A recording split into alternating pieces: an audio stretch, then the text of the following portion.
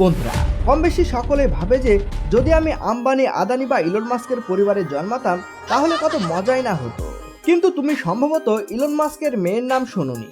বিশ্বের সবচেয়ে ধনী ব্যক্তির মেয়ে হওয়া সত্ত্বেও তোমার কি মনে হয় তার কাছে লক্ষ লক্ষ টাকা আছে? তার কাছে এক পয়সাও নেই। ये क्या हो गया? সত্যিটা হলো ইলন মাস্কের এই সুন্দরী মেয়ে, যার নাম বিনয় জেনা উইলসন, সে 2020 সালের আগে জেভিয়ার আলেকজান্ডার মাস্ক নামের একটি ছেলে ছিল। কিন্তু এই ভাইটি নারী হতে চেয়েছিল, তাই সে তার পুরো শরীর ও নামে সার্জারি করে নারী হয়ে যায়। এবং ইলন ভাই এই কারণে তাকে কয়েকবার বকাঝকাও করেন। তারপরে ভাইটি মানে আমার এই বোনটি তার বাবার সাথে ঝগড়া করে তার সমস্ত সম্পর্ক শেষ করে ফেলে। এমনকি সে তার নাম থেকে মাস্ক শব্দটিও সরিয়ে দিয়েছে। সে ইলন ভাইয়ার সমস্ত সম্পদ প্রত্যাখ্যান করেছে এবং সে বাড়ি থেকে বের হয়ে গেছে। এবং এখন না জানি সে কোথায় ঘুরে বেড়াচ্ছে।